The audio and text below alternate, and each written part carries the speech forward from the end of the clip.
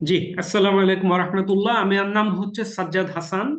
আমি এনএলপির নিয়ে কাজ করছি 2018 সাল থেকে। 2018 সাল থেকে এর মাঝে আহ, এর প্রিভিয়াসলি আমার পড়াশোনা বা সবকিছু কিন্তু অ্যাকাউন্টিং নিয়ে, মানে আমি প্রফেশনাল একদম কোয়ালিফাইড অ্যাকাউন্টেন্ট ছিলাম। 2018 পর থেকে I never work age N accountant.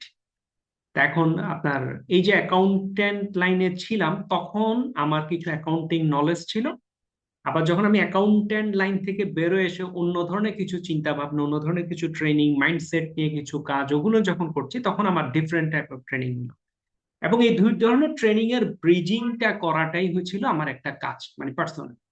First time আমি এই ধরনের পার্সোনাল মানি নিয়ে বা এই বিষয়টা নিয়ে ফার্স্ট টাইম আমি যে ট্রেনিংটা জয়েন করি, সেই ট্রেনিংটা ছিল সিঙ্গাপুরে। এটা ছিল আপনার রিচ ড্যাড পুয়ার ড্যাড এর বিখ্যাত সেই Robert Kiyosaki training. Robert Kiyosaki সেশনটা ছিল 2 দিনের, মানে 2 ফুল ডেজ। সকাল 10টা থেকে বিকাল 4টা পর্যন্ত 2 ফুল ডেজ সেশন। মাঝে ব্রেক ছিল 1.5 ঘন্টা করে। এবং ওরা কিছু এক গ্লাস পানিও প্রোভাইড করে নাই। ট্রেনিং ফি ছিল আপনার হিউজ, আপনার প্রায় 3,500 USD তখন। But it was worth the investment, the best investment I have made. The first time আমি এমন কিছু জিনিস শুনি যে জিনিসগুলো আমি কখনো আগে ওইভাবে ভাবি নাই। অ্যাজ এ অ্যাকাউন্টেন্ট আমি বলছি, এগুলো আমাদের বইয়ে কোথাও নাই। মানে অনেকের ধারণা যিনি অ্যাকাউন্টেন্ট উনি খুব ভালো পার্সোনাল মানি ম্যানেজমেন্ট বুঝেন। অ্যান্সার হচ্ছে উনি কিছুই বুঝেন না। উনি যেটা বুঝেন এটা হচ্ছে কিভাবে এফডিআর করবে, কিভাবে ডিপিএস করবে, ডিপিএস করবো না এফডিআর করবো, কত করলে ট্যাক্স কম দিব, শুধু ওই চিন্তাতে আছে। মানে কিভাবে ট্যাক্স কম দিব, কিভাবে। It is not the fact. আসলে আমার ট্যাক্স দিতে তো প্রবলেম না, আমি আর্ন করলে আমি ট্যাক্স দিতে অসুবিধা। সমস্যাটা হয় যখন আমি আর্ন করতে না পারি, তখন tax become burden to me. যেটা কমন হয় আপনার, আমি খুব কমন শুনি, বিয়ে হবে, মেয়ের বিয়েতে কি দিবে, গোল্ড দেওয়া যাবে না। কেন? গোল্ড দিলে জামাইকে জাকাত দিতে হবে। তো জাকাত দিতে হলে দিবে, অসুবিধা কোথায়? জাকাত দিতে ব্লেসড। আপনার জাকাত দেওয়ার মতো ক্ষমতা আল্লাহ দিয়েছে। আর যদি জাকাত দিতে না পারেন, জাকাত কোত্থেকে দেয়? সম্পদ থেকে দেয়। আপনার গোল্ড বিক্রি করে দিবেন একটা পার্ট, জাকাত পরিমাণ গোল্ড একটা বেচে জাকাত দিবেন। কিন্তু ওই যে বললাম মাইন্ডসেট, মাইন্ডসেটটা হচ্ছে মেইন সমস্যাটা আমাদের। এই মানি মাস্টারি রিলেটেড সবকিছু পুরোটা হচ্ছে মাইন্ডসেটের ইস্যু। পুরো খেলাটাই হচ্ছে সফট স্কিল হার্ড স্কিল দুইটার কম্বিনেশন। সফট স্কিলটা হচ্ছে মাইন্ডসেট, ইমোশন ম্যানেজমেন্ট। আর হার্ড স্কিলটা হচ্ছে হাউ টু ক্রিয়েট অ্যাসেট। এটা তো আবার শুধু মাইন্ডসেটে হবে না, আপনাকে নিজেরও বুঝতে হবে ভ্যালু কোথায়, কোনটাকে অ্যাসেট বলে, অ্যাসেট কিভাবে আমি গ্রো করতে পারি। এই দুটো মিলে হচ্ছে আমাদের মানি মাস্টারি সেশনটা। আমি 2000 এই মানি মাস্টারের উপর সেশনটা আমি সোললি বাংলাদেশে আমাই একদম ডেফিনেটলি আমি ফার্স্ট ওয়ান হু লঞ্চ ইট। আমি 2020 সালের মার্চ মাসে করোনা শুরু হয়, আমি মে মাস থেকে শুরু করি অনলাইনে মানি মাস্টারের উপর। আমি 2020-এর মে থেকে 2023-এর আহ 2023-এর জুন বা জুলাই পর্যন্ত আমার ধারণা 14 মাসে 14টা ব্যাচ লঞ্চ করি। তখন আমার ক্লাসটা ছিল বেশ বড়, আমি 4 দিনের ক্লাস সেশন নিতাম। এক একটা ক্লাস ডিউরেশন অ্যাভারেজে 3 ঘন্টা করে হতো। পিপল অলসো দেওয়া। কিন্তু যখনই করোনাটা উঠে গেল, করোনার প্রবলেম সলভ হওয়ার পরে লোকজন এটার থেকে ইন্টারেস্ট লুজ করলো। এবং আমিও দেখলাম কি, এবং নট অনলি এটা, লোকজন আসলে সফট স্কিল থেকে ইন্টারেস্টটা লস করে। আমি এক পর্যায়ে সফট স্কিলের সমস্ত ট্রেনিং টেনিং আমি বন্ধ করে দিই। এবং 2023-24 এসে নাও আই ফিল, পার্সোনালি আমি ফিল করা শুরু করলাম I miss my soft skill. আমি পার্সোনালি আমার সফট স্কিল আমার যে স্কেলে ছিল, যে লেভেলে ছিল, আমিও লস করছি। কেন লস করছি? সফট স্কিলের একটাই কাজ, এটা হচ্ছে আপনার প্র্যাকটিসে থাকা। আপনি যখনই প্র্যাকটিসে থাকবেন না, আপনি এটা থাকতে পারবেন না। এখন আমি সফট স্কিল যেহেতু প্র্যাকটিসে নাই, প্র্যাকটিস বলতে একটা হতে পারে আমি এখন আমি নিজে যে ট্রেনিং করব, ঘুরবো, আমি ওই টাইমটা ম্যানেজ করতে পারছিলাম না। আমি ট্রেনিং করি কিন্তু সফট স্কিলের ট্রেনিং অনলাইনে হয় না। তখন আমার তাহলে কি করা যায়, আমি নিজেই ট্রেনিং করাতে পারি কিনা। তখন আমি আবার লাস্ট ইয়ার 2025 সালের এপ্রিল থেকে আপনার যদি দেখেন স্পেসিফিক আমার পেজে গিয়ে 14 এপ্রিল, পয়লা বৈশাখ, মানে নতুন বছর আমি নতুন ভাবে শুরু করলাম, বাংলা নববর্ষ 2025-এ আমি আবার সফট স্কিল নিয়ে কাজ শুরু করব। এবং শুরু করতে গিয়ে আবার সেম পুরনো কিছু ধাক্কা, কিছু সমস্যা গুলো আছে, ওগুলো আমরা ফেস করছি। কিন্তু তবু এখন যেটা হচ্ছে, নাও আই এম এডামেন্ট, আমি যেটাই হোক আমি আমারটা করে যাব। এই যে আপনার মানি মাস্টারের যে সেশনটা আমি করছি, লাস্ট উইকেও কিন্তু গত বুধবার এই সেশনটা হয়েছিল, এই বুধবার আমরা আবার করছি, দুইটাই ফ্রি সেশন। গত বুধবারটা আমরা ওপেনলি করিনি, শুধু আমাদের একটা হোয়াটসঅ্যাপ গ্রুপ আছে, গ্রুপ মেম্বারদের বললাম আপনারা ইন্টারেস্টেড হলে জয়েন করেন। আজকে হচ্ছে আমরা একটু বাইরেও মার্কেটিং করে বলছি আপনারা আসেন, ইন্টারেস্টেড হলে জয়েন করেন।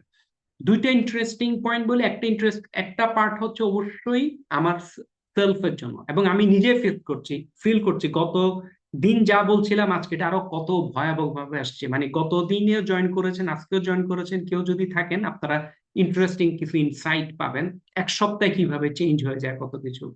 আর আরেকটা পার্ট হচ্ছে, অনেকে হয়তো মনে করেন এর থেকে আমার অনেক আর্ন হয়, আর্নের জন্যই আমি করছি। হ্যাঁ অবশ্যই কিছু সেশন আমি পেইড ছাড়া করি না, নট ফর আর্নিং। অনেকে আর্ন ভাবলে, কারণটা হচ্ছে এটা আর্নিং এর ইস্যু, এটা হচ্ছে পেইড না হলে ভ্যালু দেয় না। আপনি ভ্যালু দিবেন না, যে জিনিসটা ভ্যালু দিবেন না ওটা করবেন না। বাংলাদেশের যে স্টুডেন্টটা গভর্নমেন্ট ইউনিভার্সিটি, ধরেন ঢাকা ইউনিভার্সিটি থেকে পাশ করলো, ও ঢাকা ইউনিভার্সিটিতে যে পেসে পড়েছিল, ও হয়তো সিজিপিএ 3 নিয়ে পাশ করেছে। একই ছেলে যখন ইউএসএ তে গেল, কানাডায় গেল, অস্ট্রেলিয়া গেল, সো এখানে 3.8 3.9 আউট অফ 4 দিয়ে পাশ করে। তার কারণটা হচ্ছে ওইখানে এক সেমিস্টার যদি কোনো কারণে খারাপ করে, ওর হয়তো $10,000 একটা মামলা, $10,000 বাংলাদেশি টাকায় কত, 12-13 লক্ষ টাকার একটা ইস্যু আছে। সুতরাং ওইখানে যান পরান দিয়ে করে, because E value it. Dhaka varsity যেহেতু ফ্রি দিচ্ছে 100-200 টাকা বেতনে, দে ডিডন্ট ভ্যালু। এটা হচ্ছে রিয়েলিটি। ওই জন্য আমি কিছু চার্জ করি ফর ভ্যালু, কিছু ট্রেনিং আমি খুব হাই প্রিমিয়ামেও নিয়ে যাব, কারণ ওটা ভ্যালু না হলে দিবেন না, অনলি ফর ভ্যালু। আজকেরটা হচ্ছে আমাদের একটা ফ্রি সেশন, মানি মাস্টারি। এবং আমরা এটা নিয়ে যখন আলাপ করছি, আমাদের মানি মাস্টারি নিয়ে আমাদের কি করতে হয়, আমাদের first we have to learn. Money master কিন্তু শেখার ইস্যু, বাইবর্ন আপনি জানেন না, আপনাকে কেউ শেখায়নি। আপনি যেদিন চাকরি পেয়েছিলেন, আপনাকে চাকরিতে কি বলা হয়েছিল? আপনি যখন আসছেন বাসায়, আপনার মা হয়তো বললো বেতনটা পেয়েছিস বাবা, আপনি প্রথম মাসে বেতন তুড়াই ফেললেন। মা বললো বাবা একটা ডিপিএস হইলো কর, বাবা বলে একটা ডিপিএস কর, 5,000 টাকা ডিপিএস করে ফেল। তাহলে 5,000 টাকা করে জমলে এই বছরে 60,000 টাকা, 5 বছরে 3 লক্ষ টাকা। এটা মেচিউর হলে তুমি 4 লক্ষ টাকা পাবে, বিরাট ধনী হয়ে যাবেন আপনি।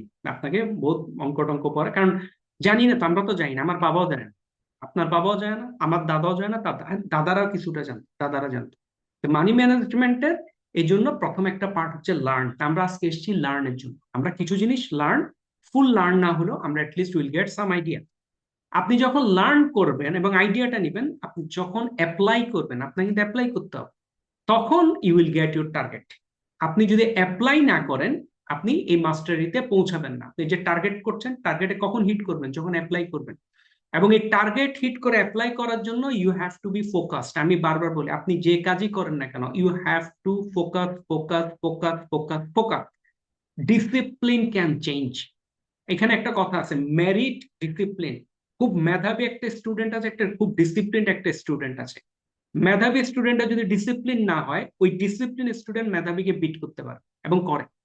আপনার খুব মেধাবী, এক্সট্রাঅর্ডিনারি মেধাবী অনেক সময় কিছু করতে পারে না, বা এক্সট্রাঅর্ডিনারি মেধাবী একই সাথে ডিসিপ্লিনের ডিফারেন্স, অথবা এক্সট্রাঅর্ডিনারি মেধাবী ওটা আল্লাহ গড গিফটেড করেছে, হয়তো পার হয়ে যায়। কিন্তু নর্মালি ওরাই সফল হয় যে ডিসিপ্লিন মানে যে ফোকাসড। আমি প্রতিদিন সকালবেলা উঠে আমি 5 মিনিট এক্সারসাইজ করব। আমার রোজা হোক, কোরবানি হোক, বৃষ্টি হোক, শীতকাল হোক, ধরেন this is your plan, you have to focus. আপনি এটা রেজাল্ট কখন পাবেন? যখন আপনি এইভাবে 6 মাস, 7 মাস, 1 বছর যখন আপনি করবেন, তারপর now you will get your result, আপনি কি করছেন। তাহলে আপনি যে কোনো কিছু রেজাল্ট পেতে গেলে you have to be focused. আমরা খুব দ্রুত হতাশ হয়ে যাই, 5 দিন, 7 দিন, 10 দিনে হতাশ হয়ে যাই। ইভেন লাস্ট সেশনে আমার এখানে যারা জয়েন করেছিলেন, যদি এখানে কেউ থাকেন, I don't know, last 5 days, যে আমরা গত বুধবার পর আজকে একটা বুধবার, তাহলে মাঝে যে 7টা দিন গেল, এই 7 দিনে কেউ কি এটা নিয়ে কাজ করেছেন কিনা, ভেবেছেন কিনা, how to I get my money mastery knowledge, কি করতে পারি। এবং আমি আপনাদের, আমরা যেটাতে আছি এটাকে বলা হয় রেট রেস। রেট রেস আমি ডিটেলস কথা বলবো না, কিন্তু আমাদের society, not only Bangladesh, globally আমাদেরকে রেট রেসে ফেলে দিচ্ছে। বাংলাদেশে আমরা রেট রেসে আছি, বিদেশে আমরা রেট রেসে আছি। রেট রেসের আমার কাছে একটা সুন্দর ভিডিও আছে, আমি আপনাদেরকে ভিডিও লিঙ্কটা দিয়ে দিব। নাও আমরা মূল পয়েন্টে ঢুকি। টাকার সাথে কি আছে? টাকার সাথে 3টে ইমোশন কাজ করে, ইমোশন রিলেটেড টু মানি। কোন 3টে ইমোশন? প্রথম ইমোশন হচ্ছে ভয়। টাকা নিয়ে আমাদের সবসময় একটা ভয় কাজ করে, ভয় কাজ করে হারানোর ভয়। টাকা নিয়ে আমাদের সেকেন্ড যে কাজটা করে, সেকেন্ড যে ইমোশনটা আসে ভয়ের পর, এটাকে বলে last, low, I want more. Third যেটা আসে, আই ডোন্ট হ্যাভ ইনাফ। আপনার কাছে এখন 5 লাখ টাকা থাকলে মনে হবে আমার ইনাফ নাই, 10 লাখ টাকা থাকলেও মনে হবে ইনাফ নাই, আপনার 50 লাখ টাকা থাকলেও মনে হবে ইনাফ নাই। This is the problem. কারণ আমাদের মধ্যে সবসময় একটা অভাব বোধ কাজ করে, অভাব, উই ডোন্ট হ্যাভ ইনাফ। কারণ আমরা জানি না আসলে আমার কত চাই, আমরা কেউ জানি না। আমরা এখানে বেশিরভাগ ক্ষেত্রে আমরা জানি না আমার ঠিক কত হলে আমি ক্যান সে দ্যাট আমার ইনাফ টাকা আছে, আমরা কেউ জানি না। টাকার ভয়টা কিরকম কাজ করে? টাকার ভয়টা হচ্ছে, আমি সবসময় কমন একটা উদাহরণ দিই, যেহেতু আমি মানি মাস্টারের ক্লাস নিই, আপনারা এখন কত প্রায় 70 জনের মতো এখানে আসছেন, ওয়াও এক্সেলেন্ট। এখন এই আউট অফ 70 আপনারা সবাই মিলে চিন্তা করলেন কি, মানে আমি আপনাদেরকে একটা অফার দিলাম আজকে সেশন শেষে, আপনারা সবাই যদি আমাকে 5 লাখ করে টাকা দেন, আপনাকে 5 লক্ষ টাকা দিবেন, আমি প্রতি মাসে আপনাদেরকে এভরি মান্থে, মানে এভরি মান্থে আমি আপনাদেরকে 50,000 টাকা করে রিটার্ন দেবো, 10% রিফান্ড এভরি মান্থ। তাহলে 5 লক্ষ টাকা, 10 মাসে 5 লক্ষ টাকা পেয়ে যাচ্ছেন। 6 মান্থ থেকে আপনি বরং ইয়েতে শুরু হলো, প্রফিটে চলে গেলেন।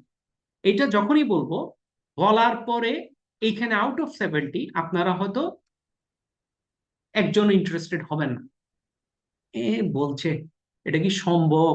10,000 টাকা করে প্রতি মাসে দেওয়া 5 লক্ষ টাকায় এত সোজা? 50,000, 10,000ও না, এত সোজা?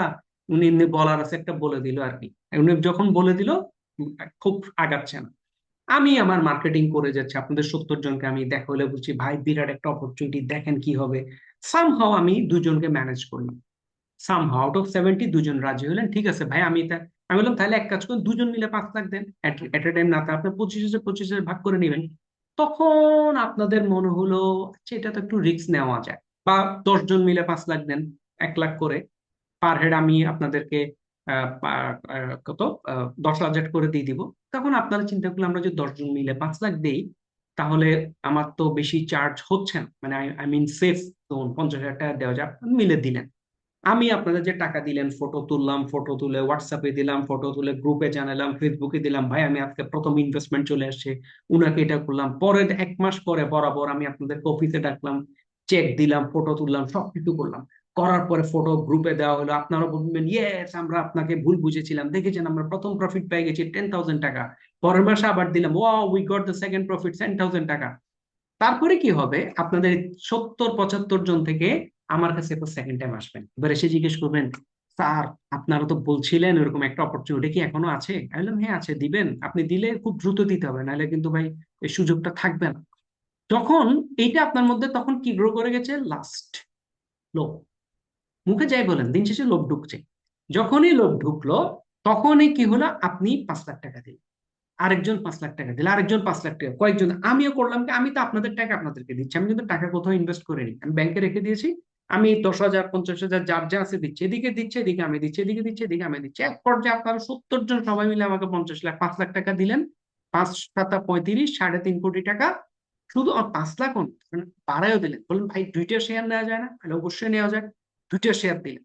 আমি এবার দেখলেন পগার পার ভেঙে পালাই। কারণটা হচ্ছে, আপনাদের ভয়টা কাটানোর জন্য আমি কিছু সিচুয়েশন ক্রিয়েট করলাম। সিচুয়েশন ক্রিয়েট করার পর আপনাদের মধ্যে লোভ ক্রিয়েট হলো, এবং এটা 100 ভাগ লোভ ক্রিয়েট হয়, বিলিভ মি, 100 ভাগ লোভ। যারা কিনে না, এটা হচ্ছে ভয়টা আর কাটাই দেয়, এই সম্ভব, কিন্তু ভেতরে ইস কত ভালো হইতো, ইস কত ভালো হইতো। শেয়ার মার্কেটে কমন এটা একদম। ধরেন আমি এখন আপনাদের একটা 50 একটা শেয়ারের নাম বললাম, ভাই শেয়ারটা খুব ভালো, আপনার এই যে শেয়ারটা আছে, ওই শেয়ারটা খুব ভালো, আপনি কি এই শেয়ারটা ইয়ে করতে পারবেন, মানে নিতে চান এই শেয়ারটা? মানে আমি একটা নাম বললাম, 50 শেয়ার, নামও শুনেন নেই। এখন আপনারা যারা অ্যানালাইসিস করেন বললেন ভাই এই শেয়ার হচ্ছে জেড ক্যাটাগরি, এটা জীবনে ডিভিডেন্ড দেয় না, এটার কোনো ক্রিয়েশনও নাই, এটার যে কোনো সময় বন্ধ হয়ে যেতে পারে, বাংলাদেশ ব্যাংকের এখন এটা ইয়ে লিস্টে নাম আছে, এনি টাইম বন্ধ হয়ে যাবে, ভাইগুলো নেওয়ার দরকার নেই। লজিক্যালি আমি কিন্তু লজিক্যাল, অবশ্যই নিলেন না। এখন ধরেন আপনি নেন নাই, কিন্তু আপনি তো ফলো করছেন যে দেখি না কি হয়। এখন আপনি দেখলেন সেই 10 টাকার শেয়ার হঠাৎ করে 25 টাকা হয়ে গেল, একদম ধরেন 3 মাসের মধ্যে। আবার কিন্তু 25 টাকার থেকে এটা 2 টাকায় চলে আসছে, ওটা পরের ইস্যু। আপনার তখন দেখবেন নিজে নিজে আফসোস করতেছেন মনে মনে, ইস, কিছু কিনে রাখতাম, 1 লাখ টাকা কিনে রাখলে 2.5 লাখ টাকা হইতো, 1 লাখ টাকা কিনে রাখলে 2.5 লাখ হতো, 10 লাখ হলে 25 লাখ হতো, ইস, ইজি আর্নিং, ইস ইজি আর্নিং। এই যে এটা, এটা হচ্ছে টাকার সাথে লিঙ্ক। ভয়, লোভ এবং অভাববোধ। অভাববোধের একটা বড় কারণ হচ্ছে আমরা জানি না আসলে আমাদের কি দরকার। এটা কোনোদিন সম্ভব না, আপনি যদি একটা জায়গায় নিজেকে মার্ক না করেন। ওই শেষে আমাদের যে বিভিন্ন মন্ত্রী মিনিস্টারদের অবস্থা দেখেন, মানে এটা শুধু 2024 25-এর নামই, 1970 সাল থেকে বলছে মন্ত্রী মিনিস্টারদের যে পরিমাণ অ্যাসেট করে, এটার কারণটা কি? কারণটা হচ্ছে আই ওয়ান্ট মোর। অভাব যদি না হয়, আমি আগের একটা কোম্পানিতে একদম বেশ ভালো একটা পজিশনে কাজ করতাম, সরাসরি মালিকদের সাথে কাজ করতাম। ওই সময় হয়েছিল কি, ওই মালিক পক্ষে যখন আমি কাজ করছি, ওই মালিকের ইয়েতে আপনার মানে মালিক পক্ষের সাথে যখন কাজ করছি, ওই মালিকের ছেলেমেয়েরা আপনার ইয়েতে গেল, আমেরিকায় গেল। ওনার ছেলে মেয়ে ওয়াইফ তিনজনে আমেরিকায় গেল। ওনারা যখন আমেরিকায় গেল, আমেরিকা যাওয়ার উইদিন 3 ডেজ বা উইদিন মান্থ, নেক্সট মান্থের মধ্যে আমি নিজের চোখে দেখলাম ওনার মধ্যে একটা জিনিস কাজ করা শুরু করলো। আমি যদি এখন মরে যাই, আমার বাচ্চাদের কি হবে? উনার ওয়াইফ আমেরিকায়, বাচ্চা আমেরিকা। আমি যদি এখন, উনার মান্থলি ইনকাম কোম্পানি থেকে এভারেজে মিনিমাম 5 কোটি টাকা, মানে 5 কোটি বললেন, 5 crore টাকা। কিন্তু উনার মনে হচ্ছে উনার অ্যাবসেন্সে আমার ছেলে মেয়ের কি হবে। দিস ইজ কল্ড অভাব, নট ইনাফ। আমাদের কখনোই ইনাফ থাকে না, কারণ আমরা জানি না আমরা ঠিক কোথায় থামতে হবে বা আমার কি চাই। সুতরাং মানি মাস্টারের একটা পার্টে যখন কাজ করতে যাবেন, আপনাকে এই 3টা ইমোশনকে কন্ট্রোল করতে হবে। আপনি মানি মাস্টারিতে এই ইমোশন যদি কন্ট্রোল করতে না পারেন, আপনি করতে পারবেন না। এবং জিগ জ্যাগলার আমার খুব ফেভারিট একজন ট্রেনার, ওনার একটা কোটেশন আছে, the fear of loss is greater than the desire for gain.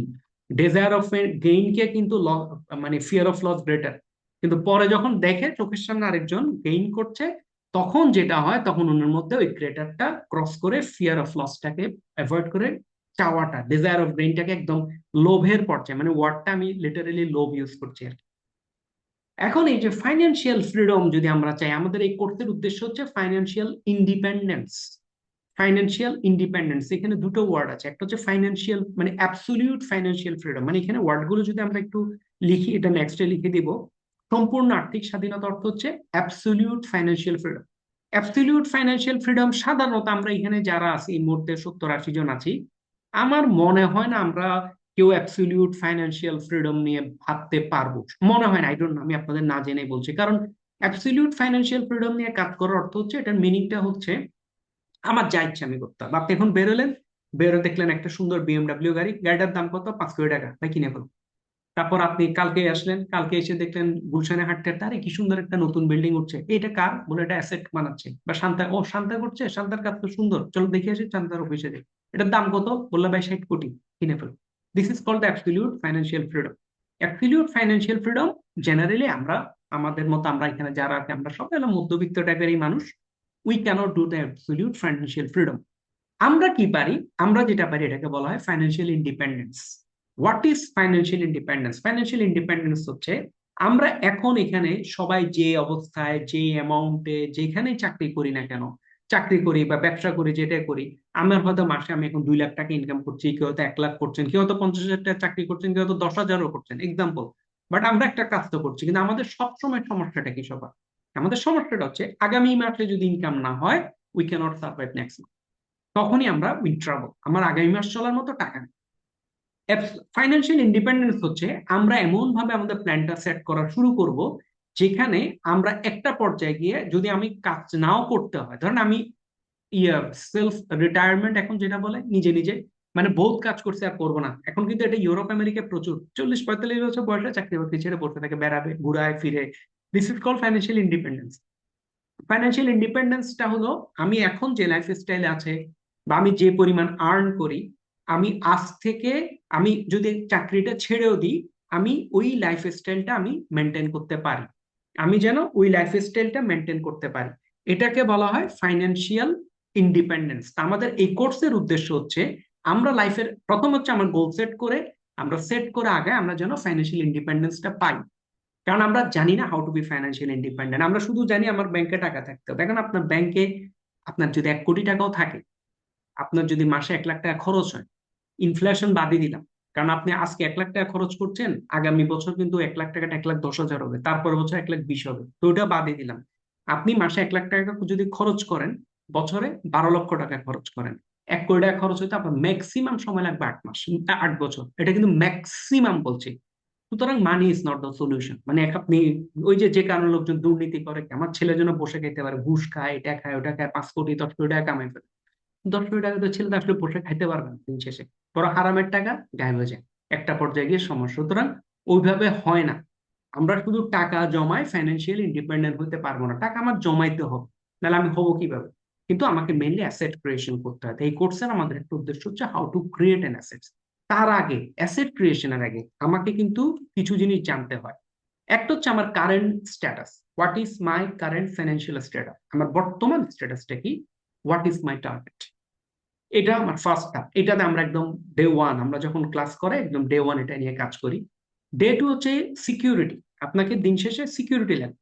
এবং থার্ড ওয়ান হচ্ছে ফাইন্যান্সিয়াল ইন্ডিপেন্ডেন্সে তখন আপনি যাবেন, এবং it will take time, it's not a magic. আপনি যদি এটাতে যেতে চান, আপনাকে ফোকাস থাকতে হবে। যে প্ল্যানটা আপনি আপনার ফাইন্যান্সিয়াল ইন্ডিপেন্ডেন্স বা আপনার ফাইন্যান্সিয়াল প্ল্যানিং আপনার নিজের ফোকাস করে যেটা করবেন, আপনাকে ওইখানে কিন্তু ফোকাস থাকতে হবে, ফোকাস। আপনি এখানে কোনো ধরনের ছাড় দিতে পারবেন না। You have to be focused. এবং ফাইন্যান্সিয়াল ইন্ডিপেন্ডেন্স উইকিপিডিয়াতে কি বলছে, the state of having sufficient personal wealth to live without having to work actively for basic necessities, without having to work actively for basic necessities এর জন্য আপনাকে যদি কাজ করতে না হয়, this is the financial independence. আমাকে অ্যাটলিস্ট, আমার চাকরি নাই, আমার ইলেকট্রিকের বিল কি দিব, ঘর ভাড়া করতে দিব, খাওয়া করতে খাবো, ওই রিসর্টের যেদিন আপনার চিন্তা, বাপের হোটেল আমরা এখন যেভাবে কাটাতাম অনার্স মাস্টার্স এর সময়, হয়তো টাকা নাই, বাপে হয়তো আমাকে দামি শু কিনে দিতে পারছে না, হয়তো আমার পকেটে আমি 5 স্টারে খাইতে পারছি না, বাট আমার রাতে আমি ঘুমানোর জায়গাও আছে, আমি আমার নাস্তা পানিও খেতে পারি, নর্মাল টুকটাক গল্প বই টল্প বই কিনে ওটাও কিনতে পারি, বা আমি আমার লাইফ কাটাতে পারছি। Might not be actually luxury, but I am doing my own. এটাকে বলা হচ্ছে আপনার ফাইন্যান্সিয়াল ইন্ডিপেন্ডেন্স। এবং personal finance formula, future self money, এটা একটা পেজ, ওইখান থেকে উনি বলছিল পার্সোনাল ফাইন্যান্স ফর্মুলা এখানে, making money is action, making money is action. আমরা সবাই টাকা কামাই, সবাই কামাই, এভরিওয়ান কিছু না কিছু তো করি, যে কিছু করে না সে একটা টিউশনই করে। আমরা কিছু না কিছু করি, we want to earn money, টাকা কামাতে গেলে আমাকে অ্যাকশন করতে হবে। বাট সেকেন্ড পার্টটা important, keeping money is behaviour. Keeping money is behaviour, এটা অনেক বড় একটা ইস্যু আমাদের। ওই যে বললাম আপনার, আমার পার্সোনাল ফাইন্যান্সিয়াল স্ট্যাটাস সেট করে, এইটা করে, এবং আমার ইমোশনটাকে আমি কন্ট্রোল করে, আমি যখন আমার ফিয়ার, লাভ এবং অভাববোধটা থেকে যখন বুঝে আমি যেতে পারবো, তখন হচ্ছে আমি সেকেন্ড লাইনে আসলাম, যেটা হচ্ছে কিপিং মানি। তাহলে কিপিং মানি ইজ বিহেভিয়ার। এবং থার্ড ওয়ান হচ্ছে growing money is knowledge. Growing money is knowledge. আপনি মানি যদি গ্রো করতে চান, you have to have knowledge, আপনাকে নলেজ থাকতেই হবে। এবং মানি নলেজ করার জন্য কি করতে হবে, আপনাকে একটা ব্যাপারে শিওর থাকেন, আপনি যখন কাজ করতে চান, আপনাকে অবশ্যই অবশ্যই অবশ্যই আরেকটা লাইন অফ ইনকাম ক্রিয়েট করতে হবে, ছোট আকারে হলে, ইভেন দরকার হলে আমি মাস শেষে 500 টাকা ইনকাম করি, এরকম হলে একটা ক্রিয়েট করতে হবে। আমি চাকরি করি, ব্যবসা করি, যাই করি না কেন, I have to have my others একটা স্কিল।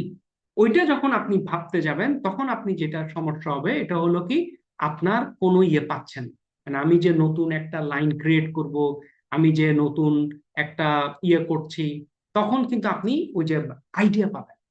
তখন এই জায়গায় আমি সবসময় একটা কনসেপ্ট বলে, জেমস আলটুসার বলে এক ভদ্রলোক আছে, আপনারা গুগলে সার্চ দিলে পাবেন, ইউটিউবে পাবেন, উনার অনেকগুলো শো হয়। উনি ওনার শো থেকে উনি কতগুলো ইয়ে করেছে, আপনাকে কিছু সাজেশন দিয়েছে, যে সাজেশন গুলো আই লাভ তোর সাজেশন। ওনার প্রথম সাজেশন হচ্ছে, নিজেকে যদি কোনো জায়গায় 1% করে প্রতিদিন ইমপ্রুভ করা যায়, নিজেকে যদি 1% করে প্রতিদিন ইমপ্রুভ করা যায় আপনার, তাহলে বছর শেষে 38 গুণ উন্নতি হবে। মানে আমি এভরিডে যদি 1% ইমপ্রুভ করতে পারি পার্সোনালি, আমি নিজেকে সেলফ ডেভেলপমেন্ট নিয়ে যখন কাজ করব, এবং এটা যদি আমি কন্টিনিউয়াস করতে পারি, যেটা করতে চান, সূত্র একটাই, ফোকাস। আপনার যদি ফোকাস থাকে, আপনি যদি নিজেকে 1% করে ইমপ্রুভ করতে পারেন, আপনি বছর শেষে 38 টাইমস আপনি ইমপ্রুভ করতে পারবেন। তারপরে হচ্ছে আইডিয়া মেশিন হয়ে যান। প্রতিদিন 10টি আইডিয়া জেনারেট করুন, একটা ডায়েরিতে লিখে রাখুন, 6 মাস পরে আপনি আইডিয়া মেশিন হয়ে যাবে, 1 বছর শেষে আপনার 3650টি আইডিয়া থাকবে। এগুলো অনেকে বলেন, এগুলো বলার আছে বলে, আমি ডোন্ট বিলিভ ইট, এগুলো বলা, আমি নিজে দেখেছি লোকজন করে, এবং আমি নিজেও করতাম এক সময়, এখন আমি করি না, এই জন্য আমি পিছাই গেছি, ওই জন্য আমি আবার শুরু করছি এই জিনিসগুলো।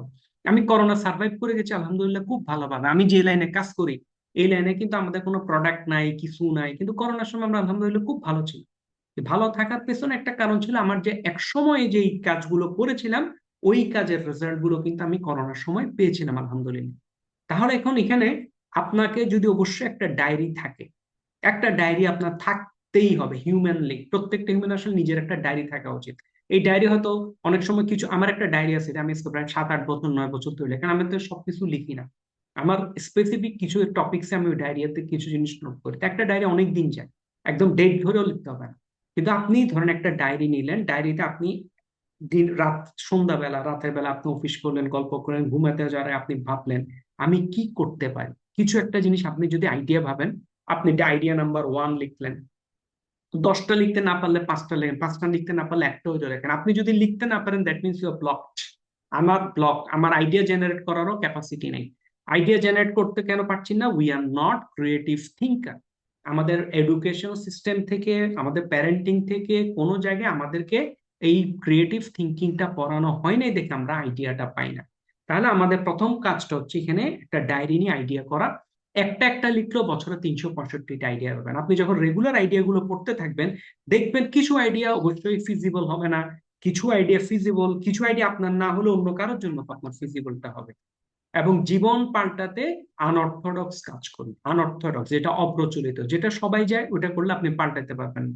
এটা নিয়ে আবার একটা ফুল, একটা ব্লু ওশন স্ট্র্যাটেজি বলে একটা আলাদা ফুল স্ট্র্যাটেজি গ্রো করছে। একটা হচ্ছে ব্লু ওশন, একটা হচ্ছে রেড ওশন। রেড ওশন মানে যেখানে সবাই যায় ওখানে সবাই ঝাঁপায় পড়ে, this is called the red ocean. যখনই আপনি রেডুয়েশন করবেন, ধরেন কিছুদিন আগে কি হলো, আগার গাঁওতে না কোথায় কোন ভদ্রলোক একটা কেক কাটা শুরু করলো, তাহলে আনঅর্থোডক্স কাজ শুরু করলো। কাজ শুরু করার পর উনি খুব হাইপ পাইলো, মিডিয়া পাইলো, সবকিছু হলো। কিছুদিন পর পুরো বাংলাদেশের সবাইকে আগারগাঁওতে কেক বেচা শুরু করলো। যখন সবাই আগারগাঁওতে কেক বেচা শুরু করলো, ইট বিকাম রেড ওশন। আলটিমেট কারোরই ব্যবসাটা আলটিমেট আর সাস্টেন করেন। এবং আপনি যদি এমবিএ শিখতে চান, এমবিএ মানে বুঝাতে চাচ্ছে সেলস শিখতে চান, আপনি সেলসম্যানের কাছে শিখবেন। আপনি এমবিএ ওই বই পড়ে আপনি আসলে এমবিএ শিখতে পারবেন না। বই পড়ে আপনি কেস পাবেন, বড় বড় কেস, আইডিয়া, কিন্তু দিন শেষে আপনি সেলস কোনো বইয়ে পাবেন না। বই আপনার ব্র্যান্ড কিভাবে বিল্ড হয়, বই আপনাকে শেখাবে কিভাবে লোগোর কি হয়, ব্র্যান্ডে কিভাবে আসে, পুশ কিভাবে হয়, ইয়ে কিভাবে হয়, আপসেল কিভাবে হয়, ডাউন সেল কিভাবে হয়, এগুলো করে। কিন্তু দিন শেষে কোনো কারণেই আপনার ইয়েটা থাকে না, কোথাও ইয়ে থাকে না। আর এমবিএ যে মুভিটা, এই এমবিএ বলার জন্য ও একটা মুভির নাম করেছিল, এমিনেম বলে একজন খুব বিখ্যাত সিঙ্গার আছে, ওর একটা মুভি আছে, মুভিটার নাম হচ্ছে 8 মাইল। ও বলে এই মুভিটা একটু দেখবেন। এখানে এবার একটা ওয়ার্ড আমি ইউজ করি সব সময়, খুব কমন, যেটা আমাদের সবারই প্রবলেম। আমরা কিন্তু অনেকে অনেক কিছু করতে চাই, আমাদের প্ল্যান হচ্ছে আমরা অনেকে অনেক কিছু করব, কিন্তু আমরা এটা একটু গবেষণা করি, একটু বোঝার চেষ্টা করি এটা হবে কি হবে না, করব কি করব না, যাব কি যাব না। আমরা যখন এই জিনিসগুলো করতে থাকি, এটাকে বলা হয় অ্যানালাইসিস। অ্যানালাইসিস না করলে কিন্তু আপনি রেজাল্ট পাবেন না। বাট ওভার অ্যানালাইসিসটাকে বলা হয় অ্যানালাইসিস প্যারালাইসিস, যেটা আমি অনেককে চিনি। Over analysis, over analysis or over thinking a situation so that a decision or action is never taken. আপনাকে কিন্তু অ্যাকশন নিতেই হবে, you have to have take your action. এবার হচ্ছে ক্রিয়েট ইউর মানি ভিশন। আমাদের এই যে এই পার্টটাতে, এখানে যে পার্ট 1 পার্ট 2 যেটা আমরা বলছিলাম, ধাপ 1 আর্থিক অবস্থা নির্ধারণ করুন, আর্থিক নিরাপত্তা, আর্থিক স্বাধীনতা, এই ধরনের আপনার আহ, এই ওয়ার্ডগুলো যেটা ইয়ে করছে, মানে এই পার্টগুলো যখন আপনি কাজ করবেন, তখন আপনার এই জায়গাতে আমাদের যখন আপনি মানি ভিশন ক্রিয়েট করতে হয়, মানে আমার কল্পনা দূরদর্শিতা সবগুলো ইউজ করে, এখানে আমাদের একটা মানি ভিশনে কি থাকে, একটা নির্দিষ্ট স্পষ্ট ডেট সেট করতে হয়, নির্দিষ্ট অ্যামাউন্ট সেট করতে হয়, এবং কখন চান, কিভাবে চান, কিভাবে, এই টোটাল জিনিসটা আগে আমাদের সেট করতে হয়। আমাদের সবসময় বলা হয় আপনার আনকনসিয়াস মাইন্ড যদি বিলিভ করে আপনি এটা পারবেন, আপনি এটা পারবেন। আপনার আনকনসিয়াস মাইন্ড যদি বিলিভ করে আপনি এটা পারবেন না, আমাকে দিয়ে হবে না, আমি তো পারবো না, আমি ধরেন বললাম কি চলেন মাত্র 10 লাখ টাকা কামানো যায় কিনা দেখি, আপনি ধরেন এখন বেতন পান 10,000 টাকা, ভাই মস্কারা করছেন আমার সাথে ভাই, 10 লাখ টাকা আমি কোত্থেকে কামাবো ভাই, কেন আপনি 10 লাখ টাকা, ভাই আমার ভাই বাপের জমিদারিও নাই, কিছুও নাই, কোনো মতে পেটানি পেটে, এই যে this is called the block, building block. আগে তো আপনি বিলিভ করতে হবে আমি পারবো। First you have to believe this is called তাত্ত্বিক ভিশন, যে এখানে এখানে এই জায়গাটাতে যখন কাজ করতে হয় এখানে কেন সময় দিতে হয়। আপনি মানি মাস্টারি আমার 2 দিনের একটা সেশন করে আপনি এক্সপার্ট হয়ে যাবেন তা না। আপনি সেশনটা করার পর আমরা হোমওয়ার্ক দিই, ওয়ার্কিং শিট দিই, আপনাকে ওইটা অনুসারে কাজ করতে হবে রেগুলার। রেগুলার এটাকে নিয়ে ফলো আপ করতে হবে। কতদিন? আজীবন আসে, আজীবন। বাট একটা জায়গায় আপনাকে বিলিভ করতে হবে, আই ক্যান ডু ইট। আপনি যখনই আপনার সেই বিলিভ থাকবে আমি পারবো, আই ক্যান, এবং আপনার যদি পারবো বিলিফটা আসে, পারবো বিলিফটা কখন আসবে? যখন আপনি আপনার নিজের সম্পর্কে নিশ্চিত হবেন। কেন পারবো এই জিনিসগুলো যখন নিশ্চিত হবেন, তখন আপনি অবশ্যই আপনার গ্রেট মানিভিশন আসবেন। গ্রেট মানিভিশন আরো কিছু ইস্যু থাকে। একটা ইস্যু থাকে কি জানেন, যেটা আমি সবসময় বলি, আপনি, এটা কিন্তু শুধু মানির ক্ষেত্রে না, সবকিছু ক্ষেত্রে বলি। আমি মানি মাস্টারি যখন মূল ক্লাস নিই তখন বলি, ফার্স্ট ওয়ান হচ্ছে আপনি টাকা কামাইতে চান, যেটাই করতে চান, আল্লাহর কাছে সবসময় দোয়া করবেন। সবসময় দোয়া করবেন সুস্বাস্থ্যের জন্য, সুস্থতার জন্য।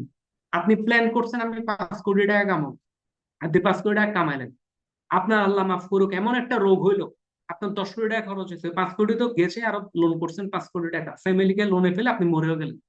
ওই টাকার কোনো ভ্যালু নেই। আপনাকে এইখানে একটা জিনিস হচ্ছে আল্লাহর কাছে প্রথমে দোয়া করতে হবে সবসময়, আল্লাহ তুমি আমাকে সুস্থতা, সুস্থতা মানে পৃথিবীর প্রথম পার্ট হচ্ছে সুস্থতা।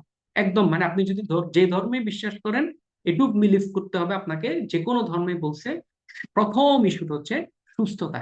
আমাকে সুস্থতা, মানি মাস্টারির কিন্তু প্রথম পার্ট হচ্ছে আপনাকে সুস্থতা তার এমনি দেবে না, সুস্থ থাকার জন্য কিন্তু চেষ্টা করতে হয়। এটা আরেকটা অন্য ইস্যু, কিন্তু আপনার কাছে আল্লাহর কাছে চাইতে হবে প্রথমটা।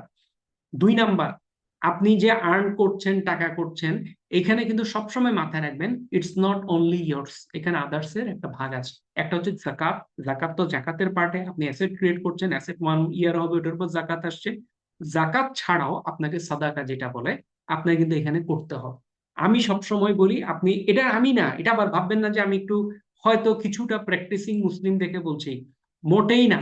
আপনি এটা একদম, আমি কিওসাকির ইয়েতে যান, ওয়ারেন বাফেটে যান, বিল গেটসে যান, ওদের সাথে কথা বলেন, ওরা কি কথা বলবে, গিভ। কারণটা হচ্ছে কি, দিলে আসে। কিভাবে আসে উই ডোন্ট নো। আপনি ধর্ম বিশ্বাস করলে একভাবে বলতে পারেন আল্লাহ, যদি ধর্ম বিশ্বাস না করেন তখন ওই জন্য এই ওয়ার্ড গুলোকে বলা হয় ইউনিভার্সাল ট্রুথ। এটা একটি universal truth, if you give you will return. আপনি দিলে আসে। ওয়ারেন বাফেট দেখবেন প্রত্যেক বছর শেষে ওর টোটাল যে আর্ন হয়েছে বা যা যা ইনকাম হলো, তার আপনার 90% সে ডোনেট করে দেয়, 9090। তাহলে ও তো রিইনভেস্ট করে নাই। ধরেন আমার অ্যাসেট থেকে আমি এবছর ডিভিডেন্ড পাইলাম কথার কথা 1 কোটি টাকা, আমি 1 কোটি টাকার মাঝে 90 লাখ টাকা দিয়ে দিলাম, আমি রিইনভেস্ট করি নাই, কিচ্ছু করি নাই। দেখা যায় পরের বছর ওর ইনকাম হচ্ছে 2 কোটি টাকা। 2 কোটি টাকার থেকে সে আবার 1,80,00,000 টাকা দিয়ে দিল, পরের বছর ওর ইনকাম হচ্ছে 3 কোটি টাকা। হাউ? কেউ জানে না। মানি ম্যানেজমেন্টে এই জিনিসটা আমরা এখানে সেট করি।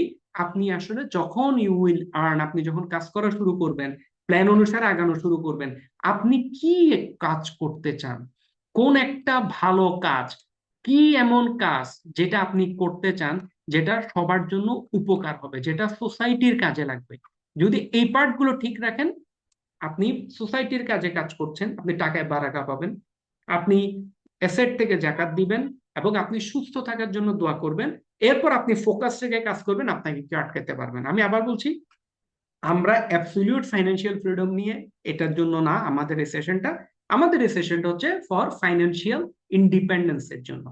এবং ফাইন্যান্সিয়াল ইন্ডিপেন্ডেন্সের সবসময় কমন একটা ইস্যু, আমাদের মিডল ক্লাসের সবচেয়ে বড় ইস্যু হচ্ছে লুকস রিচ। মিডল ক্লাস একদম সবাই ফেলছে একটা জিনিস, এটা বলে কোনো লাভ নেই। আমার গুনে না, আপনি বিলিভ করতে পারবেন না আমাকে, অনেকেই গুনেই না, মানে পেটে খাইতে পারে কিনা ওইটা পেরে ভাবে আর কি। কারণটা হচ্ছে আমি আবার এখানে একটা কথা বলি, আমি যে রিচ এবং পুয়ারের জন্য এটা না, আমার হচ্ছে আমি খুব মিনিমাল ছোট থেকেই, আমার আব্বা ওইভাবে ছিল, আগে একসময় সবারই ছিল। ধরেন আমার টিল টু ডেট আমার টোটাল জিন্স আছে 3টা, আমার টি শার্ট আছে 2টা, আমার একদম যেটা নর্মাল প্যান্ট ওটা আছে 2টা, আর শার্ট আছে 4টা। এই এই আমার ড্রেস সবসময়। আমার এখানে কিন্তু কিনছে, আবার ভাবেন না যে কিনি না, ফকির, ওরকম না। এটা হচ্ছে যখন আমি পরি পুরনো হয় ওগুলো, আবার 4টা শার্ট কিনলাম, ওই 4টা দিয়ে দিই। আবার এমন ভাবে দিই না যে এটা আর অন্য কেউ পড়তে পারবে না, ওরকম হয় না। আমার এই নাম্বারের বাইরে আমার কাপড় হয় না। আমার এক জোড়া শু আছে, এক জোড়া কেডস আছে, দ্যাটস অল, শেষ। আর এক স্যান্ডেলও নেই, মানে আমার ওরকম কোনো স্যান্ডেল নাই, আমি স্যান্ডেল খুবই কম পরি, আমার কেডসে পরে সব জায়গায় যাই। তাহলে এখন এই হচ্ছে আমার ড্রেস। এখন এটা অন্যদের কাছে ইয়ে হয় না, কিন্তু আপনারা দেখবেন আপনি যত ধনী মানুষ আছে, ধনী মানুষদের ড্রেস আপ গুলো দেখেন, ভাববেন না যে আবার মার্ক জুকারবার্গ এই টি শার্টটা এত হাইলি ব্র্যান্ডেড টি শার্ট, একদম 1,000 20,000, ওরকম কিচ্ছু না, নর্মাল, খুবই ড্রেস আপ খুব নর্মাল। আপনি যদি বিল গেটস এর ঘড়িটা দেখেন, এই ঘড়ি ঢাকা শহরে পাওয়া যায় 2200 টাকা বা 1800 টাকা পরে ঘড়িটার দাম, এবং অরিজিনাল কেসিও। এখন তাই আপনি, এখানে একটা ইস্যু আছে, তাই বলে কি আমি আমার শখ থাকলে আমি ইউজ করব না? অবশ্যই করবেন, অবশ্যই করবেন। আমরা মূল কোর্সে ওটা দেখবো, আমি আমার শখের জন্য আমি অ্যাসেট ক্রিয়েট করব। এক্সাম্পল, আপনি আহ, আহ, বিশ্ব ভ্রমণ করতে পছন্দ করেন, তাই ভ্রমণের জন্য, এখন বিশ্ব ভ্রমণ তো হচ্ছে না, ধরেন আপনি ভ্রমণ পছন্দ করেন, আপনার বছরে 50,000 টাকা বেড়ানোর জন্য লাগবে, অবশ্যই বেড়াবেন। কেন বেড়াবেন? না দেখলে শিখবেন কি করে? ঘুরতে হবে। অনেকে বলে আমি ভাই আমার একটু ভালো লাগে ভালো পারফিউম ইউজ করতে, করবেন, প্রবলেম নেই। অনেকে বলে কি আমার খুব শখ একটা দামি গাড়ি কিনবো, কিনবেন, সবই করতে পারবেন। বাট আপনাকে কনসাসলি করতে হবে, you have to be conscious. এবং মানি মাস্টারির আরেকটা পার্টটা যেটা খুব কমন, এটাকে আমরা কনসাস স্পেন্ডিং যে কথাটা বলছি, আপনি যখনই কোনো স্পেন্ড করবেন, তখন ওই স্পেন্ডটা সবসময় কনসাসলি করতে হবে, সচেতন ভাবে। আপনি যখন সচেতন ভাবে কনসাসলি আপনি যখন স্পেন্ডিং করবেন, তখন আপনি কন্ট্রোল পাবেন। বাজেট খুব বেশি কাজে লাগে না। বাজেট বাজেট মানে কি, অনেকে বলে আমি এইটা বাজার করব এত টাকা, আমি খাওয়া দাওয়া করবো এত টাকা, এইটা করবো এত টাকা, তারপর লিখে লিখে রাখে একটা খাতা নেই, খাতা নিয়ে বসে বসে লিখে লিখে লিখে সেট করে। এগুলো না আসলে খুব বেশি কাজে আসে না, খুব বেশি কাজে আসে না। আপনার বাজেটের থেকে বাকেটটা কাজে দেবে। বাকেট মানে হচ্ছে, হতে পারে ধরেন আপনি ইনভেলাপি ক্রিয়েট করছেন, এখন বাকেটে সাধারণত কিগুলো থাকে, কোনগুলো করা হয়, এখানে আমরা সবসময় বলি বাকেটটা, it might be 4, might be 5 based on your income, based on your requirement, but not more than 7। 5 থেকে 6 এর মধ্যে আপনি বাকেট করবেন, 4-5টা, যেটার মাঝে একটা বাকেট হচ্ছে ফিক্সড এক্সপেন্সেস। আপনার এই জায়গায় ফুল কন্ট্রোল থাকতে হবে, আপনার আসলেই খরচ কত, you have to be aware. আমি কনফার্ম জানি আমার এখানে খরচ কত, আমি এক্সাক্ট, আপনার ইউনিট দ্য ফিগার, আপনি যদি এক্সাক্ট এই ফিগার না জানেন, এই জায়গায় কিন্তু আমার অনেক কেস আছে, অনেক কেস স্টাডি আছে। ধরেন আমার এক ফ্রেন্ড আছে, ও প্রায় 5-এর উপরে স্যালারি পেত, বড় একটা বাইং হাউসে কাজ করে, বাইং হাউসের একটা কোম্পানিতে কাজ করে, মার্কস এন্ড স্পেন্সারে। এখন তো লন্ডনে আছে। এখন ওর কি হয়েছিল, ও বলে কি, দোস্ত আমি 5 লাখ টাকা বেতন পাই, মাস শেষে বেতন টাকাই থাকে, টাকাটা কই যায়? বললাম টাকা থাকে না, মানে তুমি খরচ করছো এখানে, টাকা থাকে না, সমস্যা কি? বয় না, আমি না ওই 25,000 না 30,000 টাকা ওর একটা ডিপিএস আছে, ওই ডিপিএস এ যে কয়টা টাকা জমছে ওই অফিসে প্রভিডেন্ট গ্র্যাচুইটি ছাড়া টাকা নেই, টাকাটা কই যাওয়ার চান? আমি বললাম কেন, কেন জানবে না, কি ঘটনা তোমার সাথে বলো তো? তারপরে আমরা দেখলাম কি, তোর সাথে আমি একবার বসলাম, বসে দুই পক্ষ মিলে গল্প সল্প করে এখানে 2-3টা জিনিস সে মিস করেছে। প্রথম ইস্যুটা হচ্ছে, ও 5 লাখ টাকা বেতন পায়, ঠিক আছে, বেতন পায় 5 লাখ টাকা, কিন্তু ওর ট্যাক্স কাটে 1 লাখ টাকার উপর, তাহলে ও কিন্তু আসলে ক্যাশ 5 লাখ টাকা পায়, ও ক্যাশে পাচ্ছে 4 লাখ 4.5 লাখ টাকা, কিন্তু মাথায় রাখছে আমি 5 লাখ টাকা। সেকেন্ড ওয়ান হচ্ছে, অতিরিক্ত ওভার কিছু খরচ হয়। কি ধরনের খরচ? ওই যে লুকস রিচের কিছু খরচ আছে। আপনি অনেকগুলো কফি শপ জাতীয় ইয়ে আছে যেখানে আপনার এই প্যাটিস সেল করে, কুকিজ সেল করে, কফি বেচে, এই টাইপের দোকান। ওইখানে আপনি বসলেই 300 টাকা 350 টাকা পার হেড কস্ট চলে আসে। ওর অফিস থেকে ধরেন 7-8 জন একত্রে নিচে নামলো, একটা টিম মেম্বার, ও সিনিয়র মেম্বার, হচ্ছে টিম লিডার। এখন টিম লিডার যখন বসছে, টিম লিডার ওরা যখন এলে, আমি দিয়ে দিচ্ছি, অসুবিধা নেই, কার্ড বের করলে ছাই চার্জ চার্জ করে দিল কত, ধরেন 300 টাকা করে, 7 জন 7টা কফি খেলো, 2100 টাকা।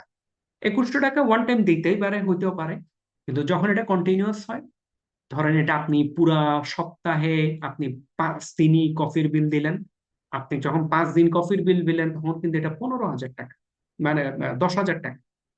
এরপর 10,000 গুণ, মাস যদি 4টাতে নেন, তাহলে এটা 40-50 হাজার টাকা কফির বিল যদি দেন, ইটস বিকাম হাইলি এক্সপেন্সিভ। কারণ আপনি দিন শেষে 4-5 লাখ টাকা বেতন পাওয়া মানে আপনি কোম্পানির ওনার না। আমি নর্মাল কোনো আর্ন করি না, আমি নর্মাল আর্নিং করি। তো সুতরাং এই ফিক্সড এক্সপেন্স সম্পর্কে আমাদের একটা মেজর ধারণা থাকতে হবে। সেকেন্ড পার্ট হচ্ছে, আমাদের সবচেয়ে বড় প্রবলেম হচ্ছে ইমার্জেন্সি এক্সপেন্সেস। সবসময় খেয়াল করবেন, আমি এই জানুয়ারি মাসে অনেকের থেকে শুনছি একটাই কথা, ভাই এই মাসে বাচ্চার স্কুলে ভর্তি ছিল 30,000 টাকা নিয়েছে, কেউ বলে এই মাসে বাচ্চার স্কুলে ভর্তি ছিল 15,000 টাকা নিয়েছে, আমাদের কোর্স করছে, কোর্স ফি দিচ্ছে না। ভাই কোর্স ফি দিতে, আমার তো ভাই অফিস আছে না, আমার অফিস বেতন আছে, স্টাফ স্যালারি আছে, সবকিছু করতে হচ্ছে। ভাই আপনার বাচ্চা স্কুলের কি যে ভর্তি ফি নিবে, আপনি কি এটা আগে জানতেন না? জানতাম। আপনি প্রিপারেশন নেন নাই? নিয়ে নেই। কেন? জানুয়ারি মাসে দিব। তো জানুয়ারি দিবেন কোত্থেকে? পয়দা হবে টাকাটা কোত্থেকে? This is called emergency. এই ইমার্জেন্সি হচ্ছে আমাদের সবচেয়ে বড় challenge, but we don't prepare for this. আমরা কখনোই ভাবি না আমাদের ইমার্জেন্সি হবে, আমরা কখনোই ভাবি না আমার টেলিভিশন নষ্ট হয়ে যেতে পারে, আমার ফ্রিজটা নষ্ট হয়ে যেতে পারে, আমার এসি নষ্ট হয়ে যেতে পারে, ফ্যান নষ্ট হয়ে যেতে পারে। এগুলো কিন্তু যখনই যেটা নষ্ট হয়, যদি রিপেয়ার করা গেলে তো তাও, ইভেন রিপেয়ারও যদি করা যায়, ধরেন আপনার টিভির ইয়েটাই নষ্ট হয়ে গেল, আপনার ভেতরে যেটা পুরা কি যেন বলে এটা কি, ওই জিনিসটা, ওটা যখন পুরা প্যানেল বলে, প্যানেলটা যদি নষ্ট হয়, তখন ইট উইল কস্ট ইউ আপনার 15,000 to 20,000 টাকা যদি প্যানেল নষ্ট হয়। আর কিছু দিলে নতুন টিভি পাবেন। আর যদি এমনি নর্মাল রিপেয়ার হয়, তখন হয়তো 3,000 4,000 আপনি রিপেয়ার করতে পারছেন। কিন্তু আজকালকার টিভি গুলো নষ্ট হলে এরকমই হয়, প্যানেলটাই নষ্ট। এখন 15-20 হাজার টাকা হঠাৎ করে বের করলেন, এবং দেখবেন একটার পেছনে একটা থাকে। আপনি যে মাসে টিভি নষ্ট হবে, একই মাসে ফ্রিজ ডিস্টার্ব করবে, ওই মাসে আপনার হয়তো মাইক্রোওয়েভ ওভেন গরম হচ্ছে না, ওই পরের মাসে আপনার এসি বন্ধ হয়ে যাবে, এইগুলো চলতেই থাকে। So this is called the emergency expense. এবং আমরা এটার জন্য প্রিপেয়ার থাকি না। আমাদের এই জায়গাতে আমাদের ইমার্জেন্সি এক্সপেন্সেস নিয়ে কাজ করতে হয়। আমাদের আরেকটা বাকেট, এটা যেহেতু অনেকে বলতে পারেন যে ভাই আপনি ট্রেনিং করান, তো আপনি ওই জন্য বলছেন আপনি পার্সোনাল গ্রোথ এরিয়া রাখেন। ভাই এই যে আপনারা আমার এখানে আজকে আসছেন, যে কজনই আসেন, আপনারা কেন আসছেন? For personal growth. দিন শেষে, তাই না? আপনি সেলফ একটা ডেভেলপমেন্ট, সেলফ ডেভেলপমেন্ট মানেই তো শুধু ট্রেনিং করা না। সেলফ ডেভেলপমেন্ট মানে হইতে পারে আপনি একটা নতুন স্কিল শেখা। সেলফ ডেভেলপমেন্ট মানে হইতে পারে আপনি একটা নতুন বই পড়া। সেলফ ডেভেলপমেন্ট মানে হইতে পারে আপনি নতুন একটা কিছু প্ল্যান করে নিজের একটা কিছু করবেন। ওটা শুধু anything might be self development. আপনার ফান্ডের একটা অংশ আপনাকে সেলফ ডেভেলপমেন্টে, পার্সোনাল গ্রোথে রাখতেই হবে। এবং মেইন পার্ট হচ্ছে এন্ড অফ দ্য ডে, যত কিছুই করেন না কেন, আপনাকে অ্যাসেট ক্রিয়েট করতে হবে। আপনি যেটাই করেন, আপনার প্রথমে আপনার অ্যামাউন্টের, আপনার ইনকামের থেকে একটা অ্যাসেট আপনাকে ক্রিয়েট করতেই হবে। আপনি যদি অ্যাসেট ক্রিয়েট করতে না পারেন, আপনি আপনার ইহজীবনে আপনি সেই ফাইন্যান্সিয়াল ইন্ডিপেন্ডেন্স আপনি কিন্তু পাবেন না। এবং যেটা বলছিলাম, কনসাস স্পেন্ডিং, আমরা যখন কোনো স্পেন্ড করব, আমাদেরকে কিন্তু কনসাস থাকতে হবে, সচেতন ভাবে আমাদের কনসাস স্পেন্ডিং করতে হবে। নাও, এবার আসেন মেইনলি, আপনি ফাইন্যান্সিয়াল ইন্ডিপেন্ডেন্ট হতে চাইলে আপনাকে আসলে যে জিনিসটা লাগবে ওইটাকে বলা হয় অ্যাসেট ক্রিয়েট করতে হবে। You have to create your own asset. Asset কাকে বলে? অ্যাসেট হচ্ছে আপনি অ্যাজ পার অ্যাকাউন্টিং হিসেবে যে জিনিসটা আপনি 1 বছরের অধিক ধরে ইউজ করতে পারেন, ওইটাকে অ্যাসেট বলে। যেটা 1 বছরের অধিক ইউজ করতে পারবেন, যেটার থেকে আপনার কোনো কিছু রিটার্ন আসবে, ওই সব কিছু মিলে ওগুলোকে বলা হয় অ্যাসেট ভ্যালু। এখন মানি মাস্টারিতে অ্যাসেটের ডেফিনিশনটা থোড়া ডিফারেন্স। কিরকম ডিফারেন্স? ও বলছে an asset is something that generates money add to your cash flow. আপনি মাস শেষে বেতন পান 50,000 টাকা, আপনার অ্যাসেট আছে, অ্যাসেট থেকে প্রতি মাসে আপনি 3,000 টাকা পাচ্ছেন, ধরেন 3,000 টাকা পাচ্ছেন monthly. This is your asset. তাহলে কিছু একটা থেকে টাকা জেনারেট হচ্ছে।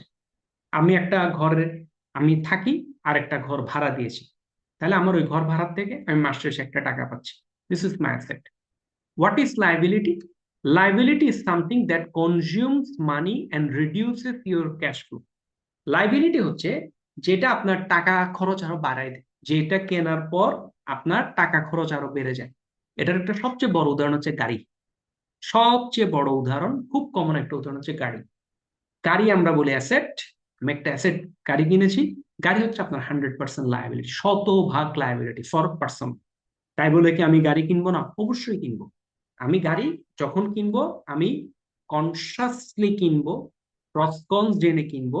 এবং আমি গাড়ি কেনার আগে আমি আমার একটা অ্যাসেট ক্রিয়েট করব, যে অ্যাসেট থেকে আমি গাড়ি মেনটেন্যান্সের খরচটা দিতে পারবো। আপনি নর্মালি ধরেন ঢাকা শহরে একটা যদি নিউক্লিয়াস ফ্যামিলি ধরে, হাজবেন্ড ওয়াইফ একটা বাচ্চা, এরকম একটা যদি ফ্যামিলি হয়, ওদের যদি গাড়ি না থাকে, মাস শেষে সিএনজি মিএনজি সবকিছু মিলায় ম্যাক্সিমাম 20 থেকে 20,000 টাকা খরচ হলো। ধরেন যে গাড়ি এফোর্ড করতে পারে ওই হিসেবে বলছি, 20,000 টাকা মতো ওনার খরচ হলো। যে একই ফ্যামিলির যদি ওদের গাড়ি থাকে, ও প্রথমে যে ড্রাইভার রাখবে, ড্রাইভারের বেতন নিত 25,000 টাকা প্রথমে, তাহলে আপনি ওই গাড়ি কেনার পরে আপনাকে উল্টা আরো 25,000 টাকা ড্রাইভারের বেতন অ্যাড হবে। গাড়ির তেল খরচ অ্যাড হবে, গাড়ির মেনটেনেন্স অ্যাড হবে, গাড়ির ট্যাক্স অ্যাড হবে। সবকিছু মিলে একটা গাড়ির পিছনে পার মান্থ 50,000 টাকা এভারেজে যদি করেন, মান্থলি আপনার 50,000 টাকা এভারেজ একটা গাড়ির পিছনে খরচ, বড় মেনটেনেন্স ছাড়া। যদি নতুন গাড়ি কিনেন, আল্লাহ বাঁচাইছে 3টা বছর চলতে পারবেন, 4th ইয়ার থেকে মেনটেনেন্স শুরু হবে। আর যদি কোনো কারণে সেকেন্ড হ্যান্ড গাড়ি কিনেন, আপনি যেদিন কিনলেন তার পরের দিন দেখবেন এসি নষ্ট হয়ে গেছে। একটা এসি নষ্ট হওয়া কিন্তু 25-30 হাজার টাকা এখন। ওই এসিটা ঠিক করাবেন 1 বছর, ঠিক 1 বছর পর দেখবেন এটা আবার নষ্ট হয়ে গেছে। সুতরাং গাড়ি একটা কন্টিনিউয়াস একটা এক্সপেন্সেস কন্টিনিউ বেরোতে থাকে, ওই জন্য গাড়ি।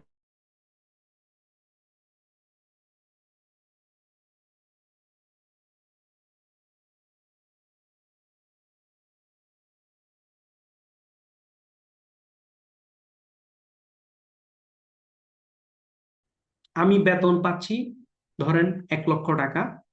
আমি গাড়ি কিনলে আমি খরচ করছি 60 হাজার টাকা, 70 হাজার টাকা, আমার 30 হাজার টাকা জমতো। আমি যেই মাসে আসে গাড়ি কিনলাম, আমার খরচ হয়ে গেল 1,20,000 টাকা। আমার ইনকাম 1 লক্ষ, খরচ 1,20,000, তাহলে আপনি এফোর্ড করবেন করতে। কিন্তু এখন যদি সিচুয়েশনটা ওরকম হয়, আমি 1 লক্ষ টাকা বেতন পাই, আমার প্ল্যান আছে আমি একটা গাড়ি কিনবো, এবং গাড়ি কিনলে আমার মাসে 50,000 টাকা একটা ইনকাম বাড়বে, খরচ বাড়বে।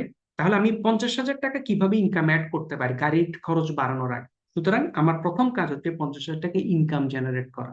আপনি যদি ওইটা জেনারেট করতে পারেন, তখন গাড়ি আপনার ওইভাবে সরাসরি কোনো গায়ে লাগবে না, নাহলে গাড়ি বিকাম ইউর লাইবিলিটি। এবং কিওসাকি এক্সপ্লেইনস দ্যাট দ্য কি ফাইন্যান্সিয়াল মিস্টেক অফ পুয়ার, এখানে উনি পুয়ার বলতে বোঝাতে চাচ্ছে মাধার পুয়ার, মানে financial independence poor, and middle class individuals is spending most of their income acquiring liabilities while the wealthy focus on building assets. যারা wealthy ওরা asset create করে, asset মানে রিয়েল অ্যাসেট ক্রিয়েট করে। আপনার খুব, আপনি দেখেন আমরা একসময় খুব হাসতাম, আমি তখনও বলতাম, কিন্তু সেই 2018 সালে যারা আমাদের এখানে সেশন টেশন করেছেন যদি কেউ থাকেন, তখনও কিন্তু আমি বলতাম হলফনামায় ইয়ে দেওয়া হয়েছে, আপনার ওনার নামটা কি, সালমান এফ রহমান। সালমান এফ রহমান উনি বললো কি আমার ঢাকা শহর আমার কোনো থাকা বাড়ি নেই, আমার কোনো গাড়িও নেই, আমার কোনো বাড়িও নেই। আমরা হ হ হ মস্করা করে এই দেখায় সেই দেখায়, নাই, ওকে দুদক ধরা উচিত। কিন্তু রিয়েলিটি হচ্ছে ওর আসলেই নেই। কারণ he knows he is a rich man, he knows ওর বাড়ি কার, ওর বাড়ি কোম্পানির নামে। পার্সোনাল নামে নিলে তোর ভেজাল। পার্সোনাল নামে নিবেন, অ্যাসেটে ক্রিয়েট করো, ওয়েলথ ক্রিয়েট করো, টাকা কোত্থেকে আসলো সোর্স করো, ওটার ইনকাম ট্যাক্স দেওয়া ছিল না, অনেক বেতন। এখন ও কোম্পানি ওকে একটা গাড়ি, ও কোম্পানির একটা ওনার হিসেবে ওকে কোম্পানি থেকে থাকার জন্য একটা বাড়ি দিয়েছে, যে বাড়িটা কোম্পানির নামে, ওর নামে না, কোম্পানির নামে। কোম্পানির থেকে ওকে ফুল টাইম ব্যবহারের জন্য 3টা গাড়ি দিচ্ছে, কোম্পানির রেজিস্ট্রেশন কার, কোম্পানির ট্যাক্স কার, কোম্পানির সব কোম্পানি, ওর তো নাই।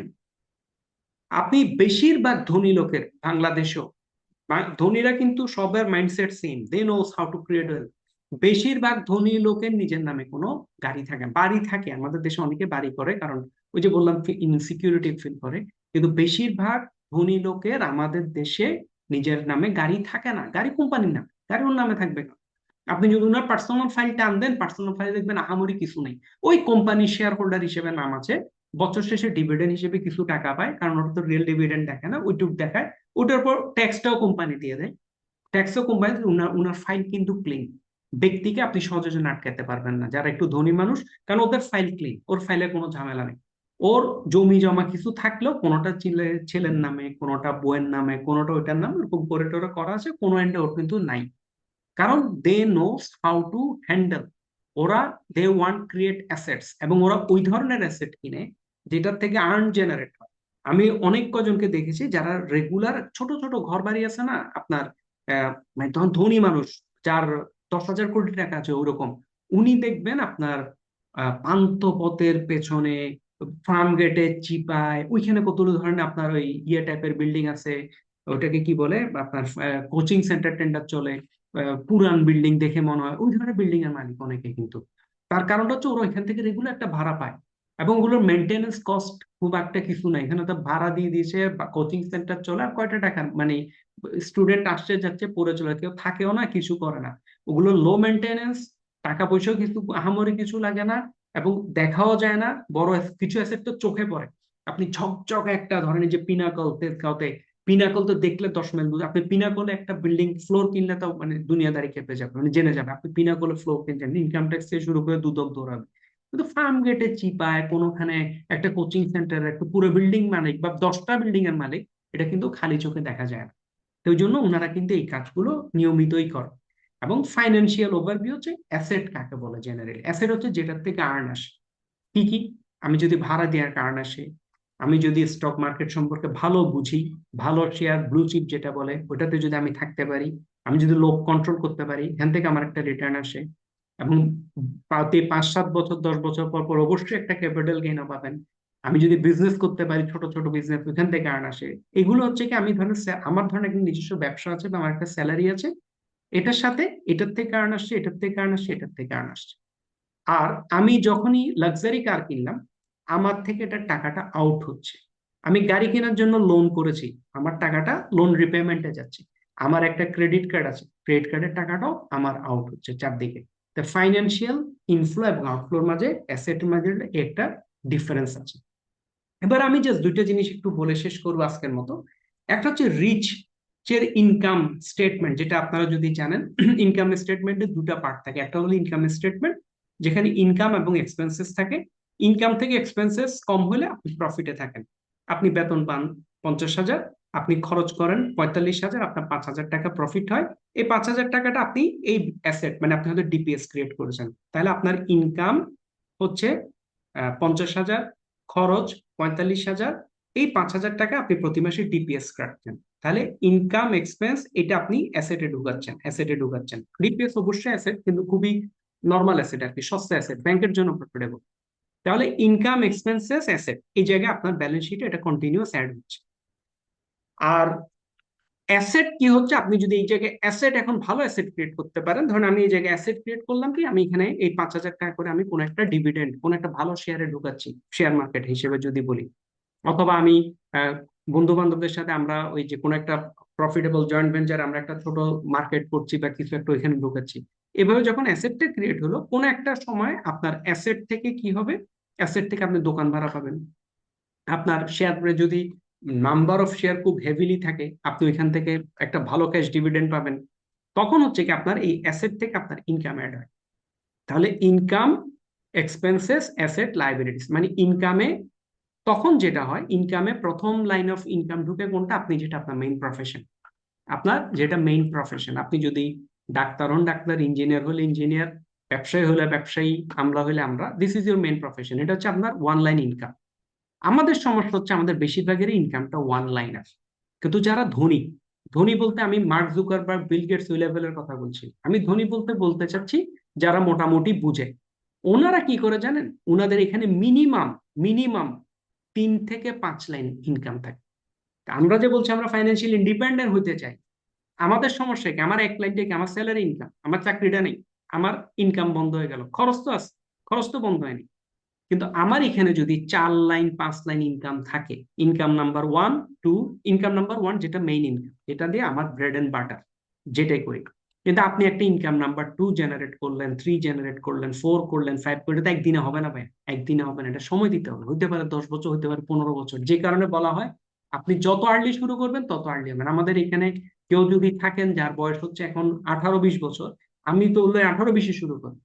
আমি আমার ছেলেকে, মানে এখন তো অনেক ছোট, মানে এখন বলার বয়স হয় না, তবু আমি ওকে মাঝে মাঝে বলি, মানে কি করতে হবে, ইনভেস্ট করতে হবে, করতে হবে, ইচ্ছা করে বলি, মাথায় একটু ওয়ার্ড টার্ম গুলো থাকার জন্য। কারণ এগুলো শুরু করতে হয় 17-18 বছর বয়সে। আপনি যখন 18, কারণ এটা এক্সপোনেনশিয়াল গ্রোথের, এটা আমি অঙ্ক করে দেখাবো। যখন 18 বছর বয়স থেকে কেউ যদি 5,000 টাকা করে জমায়, আরেকজন যদি 35 বছর বয়সে মাসে 15,000 টাকা করে জমায়, তাও যে 18 বছর বয়সে শুরু করছে, এর টোটাল অ্যাসেট অনেক বেশি থাকে। কারণ ও শুরু করেছে আর্লি। যত আর্লি শুরু করবেন তত লোডটা বাড়ে। তো এইখানে আমাদের কাজটা হচ্ছে এরকম কয়েকটা লাইন আমাদের এই জায়গায় থাকতে হবে। এই মানে থাকতে হবে, মানে ইনকামটা মিনিমাম থাকতে হবে, মিনিমাম 3 লাইন তো অবশ্যই, আস্তে আস্তে ধীরে ধীরে। আর মিডল ক্লাসের ইনকাম স্টেটমেন্টটা সাধারণত এরকম হয়, ইনকাম থাকে 1 লাইন, অ্যাসেট পার্টে খুব একটা নাই। আমরা তো অ্যাসেট কিনেছি, যেগুলো লাইবিলিটি, মানে আমাদের ধারণা অ্যাসেট। আমার আগে আমার ইনকাম ছিল 50,000, খরচ করতাম কথার কথা 45,000, আমার আরো 5,000 বাঁচতো। ওই জায়গায় হলো কি, আমি একটা গাড়ি কিনছি, গাড়ি কিনে আমার খরচ আরো বাড়াই ফেললাম। এখন হলো কি, আমার এই গাড়ির থেকে এদিকে খরচ আরো বাড়লো, আমার ইনকাম আগেরটাই খরচ গেছে বেড়ে। ইনকাম আগে খরচ বেড়ে যাওয়াটাই হচ্ছে আপনার, তখন এটা মিডল ক্লাসের এটা বলা হয়, যেটাকে বলা হয় আপনার মিডল ক্লাস বা আমাদের পুয়ার ইনকাম স্টেটমেন্ট, যেটা আমাদের বেশিরভাগ। আমরা যে গ্রো করতে পারছি না, বেশিরভাগের এই একটা কারণে গ্রো করতে পারছি না, আমাদের ইনকাম নাই, ইনকামটা স্ট্যাটিক, খরচ পাল্লা দিয়ে বাড়ছে। আবার খরচের সাথে আমি এডিশনালি অ্যাসেট ক্রিয়েট করছি আমার ধারণা, যেগুলো হচ্ছে আমার ইয়েতে হয়। তার উপর আবার আছে, আমরা যে অ্যাসেট ক্রিয়েট করি ওই অ্যাসেট ক্রিয়েশনের একটা গল্প বলি, এরপর আজকে শেষ। গল্পটা হচ্ছে, ইনফ্লেশনটা আপনারা শুনছেন, time value of money. What is time value of money? Time value of money কিছুই না। আপনি আজ থেকে 1 বছর আগে, কথার কথা, আপনি 1 ডজন ডিম কিনতেন 140 টাকায়, এক্সাম্পল, আমি জাস্ট এক্সাম্পল বলছি। 1 বছর আগে, এখন আমি 1 বছর পরে আমি 1 ডজন ডিম কিনি 150 টাকা, এই যে 10 টাকা বাড়ছে, this is the time value of money. সময়ের সাথে সাথে টাকার ভ্যালু কমে যায়। ওয়ার্ডটা মাথায় রাখবেন, সময়ের সাথে সাথে টাকার ভ্যালু কমে যায়। সময়ের সাথে টাকার ভ্যালু কমে যায়, সময়ের সাথে যখন টাকার ভ্যালু কমে যায়, তখন কি হয়? সময়ের সাথে টাকার ভ্যালু কমে গেলে কি হয়? এই জায়গায় একটা আমি জিনিস দেখাই। এই যে একটা গরুর ছবি দেখেন, এই গরু, এই গরুটা কিন্তু আমি, আপনি, আপনারা সবাই, আমরা কিন্তু সাধারণত ইসেদের একটা গরু কিনতাম। আমি যখন ক্লাস 10 থেকে আমি নিজে গরু কিনি। আমি যখন ক্লাস 10-এ পড়ি তখন এটা হচ্ছে 1992, 1992 সাল। 1992 সালে আমাদের গরু কেনার বাজেট ছিল এভারেজে 8,000 থেকে 6 থেকে 7 হাজার টাকা। 6 থেকে 7 হাজার টাকা আমরা এই সাইজের একটা গরু কিনতাম 92 সালে। এরপর গরুর দাম আস্তে আস্তে তো বাড়ছে, সময়ের সাথে সাথে বাড়তে বাড়তে আমরা 2004-05 সালে আমরা এই সাইজের একটা গরু কিনতাম 20 থেকে 22 হাজার টাকা। 2002-03 সালে আমার এখনো মনে আছে। 2007-08-এর দিকে এই সাইজের একটা গরু আমরা কিনতাম 48 হাজার টাকা, 40 থেকে 45 হাজার টাকা এই সাইজের একটা গরু কিনতাম ওই ধরনের প্রাইসে। এরপর গরুর দাম বাড়তে বাড়তে বর্তমানে আমরা একই সাইজের গরু, মানে 2010-এও যেটা 50-এ কিনেছিলাম, 50-এর মধ্যে, সেই গরু এখন আমরা গত বছর কিনেছি 1,20,000 টাকা। মানে এখন গরু দামটা সেই 10,000 টাকাতে বাড়তে বাড়তে বাড়তে 1,20,000 টাকা হয়ে গেছে। বাট আমার টাকার ভ্যালু তো বাড়েনি। কিভাবে বুঝছো বাড়েনি? আগে আমি যে অফিস থেকে যে বোনাসটা পাইতাম, ওই বোনাস দিয়ে কিন্তু আমি গরু কিনতাম, আমার কোনো এডিশনাল টাকা লাগতো না। অফিসের বেতনের বোনাস দিয়ে আমার গরু হয়েছে। আপনি কথার কথা, আমি 1 লাখ টাকা যদি বেতন পান, আপনি যদি 50,000 টাকা বোনাস পান, আমার ওই 50,000 টাকার মানে গরু কিনে আমার আরো টাকা বাঁচতো আর কি, মানে কোরবানি আমার কোনো গায়ে লাগতো না, খুব আরামদায়ক একটা ছিল। কিন্তু এখন হয়েছে কি, আমার ওই বোনাসে এখন আর গরু হয় না, আমার মূল ভাঙতে হয়, মানে আমাকে ডিপোজিট ভাঙতে হয়, টেম্পোরারি হলো একটা হ্যান্ড লোন টাইপের করতে হয়, কিছু একটা করতে হয় এই গরুটা কেনার জন্য, কারণ আমার এই টাইম ভ্যালু অফ মানি, আমার টাকার ভ্যালু, মান নেমে গেছে। এখন এবার আমরা একটু পাশাপাশি একটা জিনিস দেখাই। এগুলো হচ্ছে গোল্ড, এটা কয়েন হিসেবে আমি আনছি কেন, এখানে এখানে নিচের দিকে এটা শো করছে না, এটা আমি একটা ওয়েবসাইট থেকে নিয়েছি, ওই ডায়মন্ড ওয়ার্ল্ড। আমি এই সেশনটা যেটা আপনাদের এখন নিচ্ছি, এই সেশনটা 2025 সালের অগস্টের 25-এ আমি ফার্স্ট নিয়েছিলাম। ওই দিনের তখন আমি ওদেরকে বলছিলাম এই গোল্ডের কথা, গোল্ডের এই ট্রেন্ড, গোল্ডের এই দাম। তখন এই গোল্ড গুলো হচ্ছে 8 গ্রামের, 8 গ্রাম, 11 পয়েন্ট সামথিং গ্রামে হচ্ছে 1 ভরি। আমরা বাংলাদেশে তো ভরি কাউন্ট করি ওই হিসেবে, কিন্তু গ্রাম। এই 8 গ্রামের এই গোল্ড গুলোর দাম ছিল আগস্ট 2025-এ 1,23,581 টাকা। আই রিপিট, 1,23,581 টাকা। জানুয়ারি 21, গত বুধবারে আমরা যখন এই সেশনটা রান করি, এই সেশনটা আজকে সেকেন্ড টাইম করছি, জানুয়ারি 21, 2026-এ এই গোল্ডটার দাম ছিল 1,75,812 টাকা। 50,000 টাকা দাম বেড়েছে 2 মাসে। সেম গোল্ড 1 সপ্তাহে, আজকে জানুয়ারির 28, আজকে এটার দাম হচ্ছে 1,94,294 টাকা। দ্যাট মিনস গত বুধবার থেকে এই বুধবারে এই গোল্ডের দাম বেড়েছে 20,000 টাকা। Can you imagine? কারোর থেকে এখন আপনি বলুন আমি সব গোল্ড কিনে রেখে দিব আজকে সবকিছু, জিনিসটা ওইটা না, আমি অনেক ক্যালকুলেশন আছে ব্যাক এন্ডে। তাহলে আপনি খেয়াল করেন এই গোল্ডের দামটা কোথায় গেছে। This is called asset. কিন্তু অ্যাসেটে কি হয় জানেন? অ্যাসেটে অ্যাসেটে সব সময় আপনার একটা এক্সপোনেনশিয়াল গ্রোথ হয়। কিরকম দেখেন, সেই 2010 সালে, এটা ইন্টারন্যাশনাল মার্কেটে এই দেখেন 2010 সালে 1 আউন্স গোল্ডের দাম ছিল $1,000 কাছাকাছি। কখন? জানুয়ারি 1, 2010, 1 আউন্স গোল্ড। আপনি যদি দেখেন জানুয়ারি 1, 2025, কত বছর, 2010 থেকে 2025 কত, 15 বছর। 15 বছর পরও গোল্ডের দাম কিন্তু দেখেন এই কাছাকাছি ছিল, 1100 থেকে হয়তো 1200 বা 1300, এর বেশি হয়নি। 15 বছর গোল্ডের দাম কিন্তু স্ট্যাটিক ছিল। দিস ইজ কল্ড দ্য অ্যাসেটের একটা ফ্রাস্ট্রেটিং পিরিয়ড আছে, this is the frustrating period. এরপর দেখেন 15 থেকে 2020 পর্যন্ত করোনা যখন আসছে, হ্যাঁ একটু বেড়েছিল, কিন্তু বাড়ার পরও এটা কিন্তু এই 2000 লেভেলে কিন্তু পাওয়া গেছে, 2000 লেভেলে। কিন্তু হঠাৎ করে গত 1-1.5 বছরে কি হয়েছে দেখেন, এটা যদিও 25-এ শেষ, এখন তো 26, এটা পুরা খাড়া এভাবে সোজা উঠে গেছে। এটা যে সোজা উঠলো, কেন উঠেছে? প্রথম কারণটা হচ্ছে কিছু ইকোনমিক্স এর ইস্যু আছে আপনার, যেহেতু এখন গ্লোবালি একটা ডোনাল্ড ট্রাম্প করছে, আপনার এই যুদ্ধের একটা হুঙ্কার চলছে, গ্লোবালি একটা আনস্টেবল সিচুয়েশনে আসছে, ডলারের উপর ক্রাইসিস রিজার্ভ রাখতে সবাই ভয় পাচ্ছে। কারণ সবাই চিন্তা করলো আমরা কি গোল্ডে চলে যাব কিনা, চায়না গোল্ড কিনছে, রাশিয়া গোল্ড কিনছে, বাংলাদেশের মতো গোল্ড কিনছে, সবাই ইন্ডিয়া গোল্ড কিনছে। যেহেতু সবাই গোল্ড কেনাকানি করছে, ওই জন্য টেম্পোরারি একটা জাম্প করেছে। কিন্তু এই জামটা থামবে তো? এখনো থামেনি। ইমাজিন করেন আপনি 1 সপ্তাহে 20,000 টাকা বাড়ছে, কিন্তু থামে নাই, কিন্তু একটা জায়গায় থামবে, এটা তো আমি আপনি সবাই বুঝি। কোন একটা জায়গায় যখন থামবে তখন কি হবে জানেন? এটা কোন একটা যখন থামবে, আপনি সেম এরকম একটা গ্রাফ হবে। ধরেন এক্সাম্পল, আমরা জাস্ট উদাহরণের তর্কের খাতিরে ধরে নিচ্ছি, 2026-এর ফেব্রুয়ারিতে গোল্ডের দাম এখানে থামলো।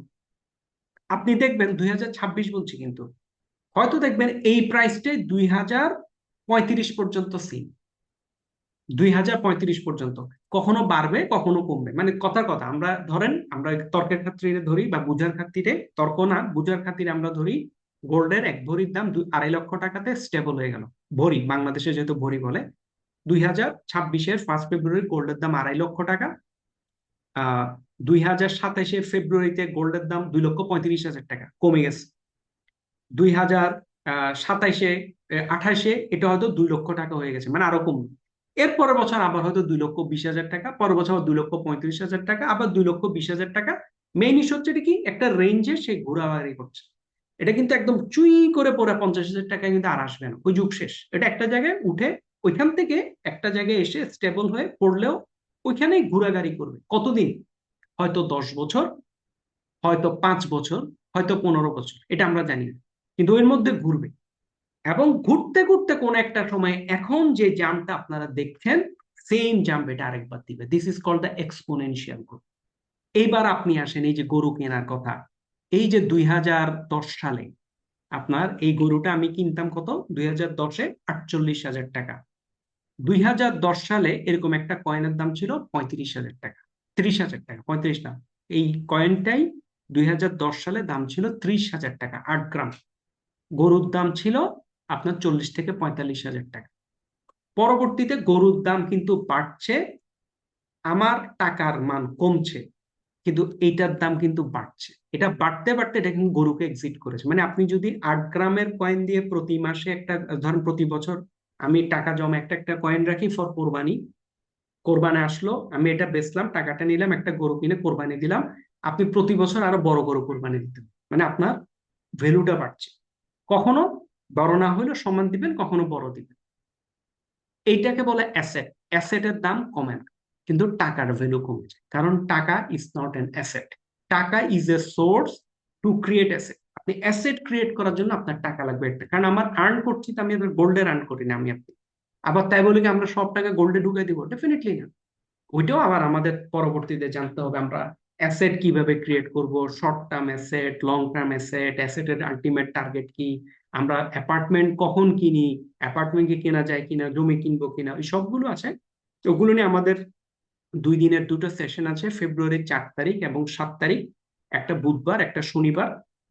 ফেব্রুয়ারির 4 তারিখ হচ্ছে শবে বরাতের বন্ধ, তো ওই দিন রাত, মানে বন্ধ বলতে হিসেবে বন্ধ, তো ওই দিন আমার প্ল্যানটা হচ্ছে 8টায়, যদি অডিয়েন্সের থেকে করে, মানে আমরা 8টায় শুরু করব। আমাদের সেশনটা হয়তো 10টা মিনিমাম বাঁচবে, আরো বেশি হইতে পারে, we don't know, it's all depends on situation. কারণ এই কথাগুলো না বলতে, কারণ আমরা এখানে এক্সেল ফাইল নিয়ে কাজ করব মেইনলি। প্র্যাকটিক্যালি আপনাদের আমরা কিভাবে ক্যালকুলেশন হবে, আমরা কি ভাববো কি করবো, এই জিনিসগুলো সবকিছু আমরা এখানে সেট করব। আর ফেব্রুয়ারির 7 তারিখ শনিবারে আমাদের সেকেন্ড সেশন হবে, এটা 8টা থেকে 10, মানে 2 দিনের আপনাদের সাথে আমার একটা বড় বড় সেশন আছে ইনশাল্লাহ। ফেব্রুয়ারি 4 তারিখ, ফেব্রুয়ারি 7 তারিখ, বুধবার শনিবার, মানে আজকে বুধবার, গত বুধবার একটা সেশন করলাম, এই বুধবার একটা করলাম, আগামী বুধবার একটা করলাম। আগামী বুধবারে আমরা একটু দেখবো গোল্ডের দাম কোথায় যায়, মানে গত বুধবারে ছিল 1,75,000, এই বুধবারে আসছে 1,94,000, নেক্সট বুধবারে কোথায় যায়, এটা হচ্ছে আমাদের একটা জানার ইস্যু ইনশাল্লাহ। তো এই ছিল আমাদের আজকের সেশন। এখানে দুই একটা কোয়েশ্চেন, এখানে একজন বলছে কিভাবে গোল সেটিং করব শিখালেন না, আজকের টপিক ছিল গোল সেটিং, আজকের টপিক ছিল ভাইয়া গোল সেটিং না, গোল সেটিং ছিল আমাদের পুরনো টপিকস, এটা 1 মাস আগে সেশনটা হয়ে গেছে, ওইটার উপর আমাদের একটা লং সেশন হওয়ার কথা ছিল পরে। আজকের টপিক্স না, আমাদের আজকের টপিক ছিল ফাইন্যান্সিয়াল ম্যানেজমেন্টটা। তারপর আরেকটা বলছে থ্যাঙ্কস 5 ইয়ার্স, ওকে। তারপর wonderful, thank you so much. আমি 8 মাইল দেখেছি, সংক্ষেপে এটার মূল ভাবটা শেখার জায়গাটা বলবেন। ওকে, আমি মুভির কথা এখানে বলছি না, আমি এই সেশনটা বলছি, এটা সেলস এর ইস্যুতে। আমাদের কি সর লাইট দেওয়া হবে? সর লাইটটা কি ভাই আমি জানি না। Sound clear, thank you so much. এই ছিল আমাদের মোটামুটি বেসিক আপনাদের সাথে আজকের। আর আশা করি আপনাদের সাথে আবার দেখা হবে আগামী বুধবারে, যেটা বললাম 2 দিন পর পর আপনার 2 ঘন্টা মিনিমাম, মানে আমি 2 ঘন্টার কমে হবে না, আমরা আগে 4 দিনের সেশন করতাম ইনশাল্লাহ। 7 হ্যাবিটস এর কোর্স কখনো হবে কিনা, হবে ইনশাল্লাহ, কেন হবে না, 7 হ্যাবিটস এর কোর্স হয়তো হবে, কিন্তু এখন রমজান চলে এসছে, এখন হয়তো হবে না। সবকিছুই ইনশাল্লাহ হতে থাকবে আর কি, ইনশাল্লাহ। হাদিয়া কত হবে গ্রুপে জানিয়ে দিবে ইনশাল্লাহ। তাহলে আপনাদের এবং ওখানে আহ, কিছু প্ল্যানিং করার জন্য আপনাদেরকে একটা কমপ্লিট সেট অফ ইবুক আমরা ইনশাল্লাহ প্রোভাইড করবো। এটা বুধবার সেশনের রেকর্ড পাবো কি, আজকের সেশন বুধবার সেশনের সেম, তারপরও গ্রুপে আমি বলবো দিয়ে দিতে গত বুধবারের সেশনটা ইনশাল্লাহ। তাহলে আমরা আজকে মানি মাস্টারি, হ্যাঁ মানি মাস্টার রেজিস্ট্রেশন ফর্মটা আপনাদের গ্রুপে দিয়ে দিবে, যারা ইন্টারেস্টেড ফর্মটা ফিল আপ করবেন, ফর্ম ফিল আপ করে পেমেন্ট করলে আপনাদের একটা সেপারেট গ্রুপ করব, সেপারেট গ্রুপ করে ওইখানে আমরা একদম কমপ্লিট যে যার মতো প্রয়োজন অনুসারে ওই সেশনটা করার সময় অবশ্যই আপনাদের খাতা কলম রাখতে হবে। এবং সেশন গুলো কিন্তু আমি একতরফা কথা বলে গেলে তো হবে না, এখানে তো ভাষণ দিয়ে ছেড়ে দিলাম। ওখানে হচ্ছে আপনারা আধনায় বলে আপনি নিজে লেখেন, এখানে যেহেতু কনফিডেন্সিয়াল ইস্যু, টাকা পয়সার ইস্যুটা আমরা জিজ্ঞেস করবো না রেজাল্ট কি, কিন্তু দিন শেষে আপনাকে নিজেরটা নিজে বের করতে হবে। এবং কিছু জায়গায় থিঙ্কিং, আউট অফ থিঙ্কিং, যেটা বললাম আপনার কিন্তু, আপনি কি দিতে চান সোসাইটিকে, কিছু জিনিস কিন্তু আপনাকে ভাবতেই হবে, আপনি কি করতে চান। সব যে আমাকে নিজে করতে হবে তা না, কেউ না কেউ তো করে, তাহলে ওইটা তো আমরা জানবো ইনশাল্লাহ। তাহলে আমরা আজকে এইটুকুই রাখি, ইনশাল্লাহ দেখা হবে আগামী বুধবারে ইনশাল্লাহ। আজকে একটু তাড়াহুড়ো করে শেষ করছি, আমার আসলে এখন আরেকটা সেশন আছে, নাহলে আরেকটু প্রশ্ন আনসারের জন্য সময় দিতাম। আচ্ছা তাহলে ভাইয়া, আসসালামু আলাইকুম রহমতুল্লাহ।